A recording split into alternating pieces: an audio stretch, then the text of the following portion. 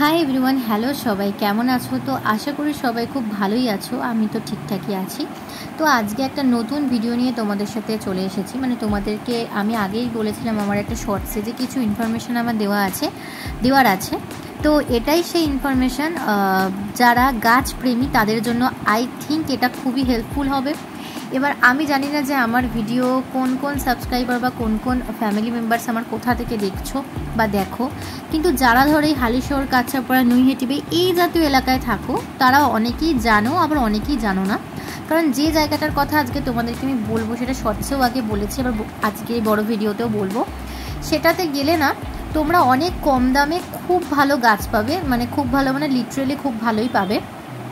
এর আগে আমরা কল্যাণীতে বহু নার্সারি ভিজিট করেছি, তো সেখান থেকে আমরা যে ধরনের গাছ পেয়েছি সেগুলো মোটামুটি ভালো, কিন্তু সত্যি কথা বলতে সেই ধরনের গাছ এই জায়গাগুলো থেকেই নিয়ে এসে ওখানে বিক্রি করা হয়। আমরা এখন যেখানে আছি এটা হচ্ছে জিরা, এক্স্যাক্টলি জায়গাটার নাম জিরা।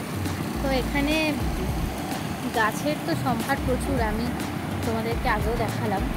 এবার যেটা দেখাবো সেটা হচ্ছে যে এখানে মূলত যেটা দেখাবো জবা ফুলের সাইজগুলো, আমি নিজেই প্রথমে বুঝতে পারছিলাম না এটা জবা ফুল নাকি অন্য কিছু ফুল। এত বড় বড় হয় জবা ফুল, আমার তো আগে দেখানি। তো চল একবার দেখিয়ে দিই। তো এই হচ্ছে জবা ফুল। জানি না ভিডিওতে কতটা বোঝা যাচ্ছে, বাট এটা লিটারালি প্রচুর বড় সাইজের ছিল। আর বলে দিই জায়গাটায় কিভাবে যাবে। আমরা একটা দুপুর বেরিয়ে গেছিলাম, তো এই জায়গাটার নাম যে জিরাট। তো জানো এটা গঙ্গার ওই সাইডে, আমরা যেহেতু গঙ্গার এই দিকে থাকি, কাঁচরাপাড়া, হালিশহরগুলো এদিকে পড়ে, আর জিরাটটা গঙ্গার ওই দিকটায় পড়ে, ব্রিজ পার হয়ে যেতে হয়। তো জিরাটে কিছুটা দূর যাওয়ার পরে যদি কাউকে জিজ্ঞাসা করো আমরা নার্সারিতে যাব, তো যে কেউ হয়তো দেখিয়ে দেবে। ওখানকার বহু মানুষ রয়েছে, তাদের ম্যাক্সিমামের এটাই ধরো জীবিকা।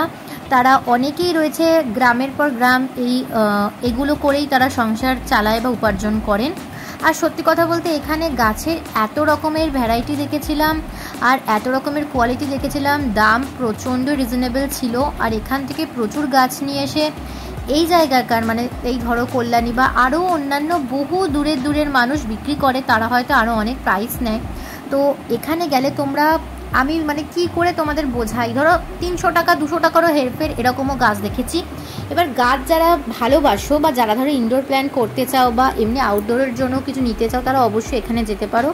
এখানকার কোয়ালিটিও যেমন সুন্দর, আর এখানকার যে প্রিজার্ভ করে রাখে ওরা যেভাবে না, গ্রিন হাউস এরকমভাবে তৈরি করে সেটা প্রচণ্ড ব্যয় সাপেক্ষ, আর দেখতেও তোমার ভীষণ ভালো লাগবে। কেউ যদি মনে করো যে আমি গাছ নেবো না, এমনি একটু দেখতে যাবো বা ভিজিট করতে যাবো বা একটু ইনফরমেশন গ্যাদার করতে যাবো কীরকম কী পাওয়া যায়, তো এই জায়গাটা ভীষণ ভালো হবে সেটার জন্য। এবার আমরা তো বেশ কিছু গাছ নিয়েছিলাম, তো ব্যালকনিতে লাগাবো বলে বেশ কিছু গাছ নেওয়া হয়েছিল ইনডোর প্ল্যান্টের হিসাবে। তো এখানে ঝুলন্ত কিছু গাছ, আমি দেখো গাছগুলোর প্রপার নামও বলতে পারছি না। এটা মানি প্ল্যান্টের কিছু প্রজাতি ছিল, আর এগুলোর ম্যাক্সিমামটাই খুব শক্ত নাম। আমি তখন তো মনে রেখেছিলাম, বাট এখন ভয়েস ওভার দিতে গিয়ে মনে করে বলতে পারছি না তোমাদেরকে।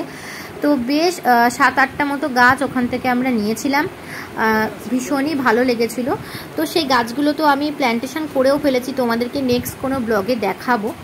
তো এই আর কি, আমরা ওখান থেকে এগুলো সব নিয়ে বেরিয়ে যাচ্ছিলাম। এটা তখন প্রায় সন্ধে নামবে আগে।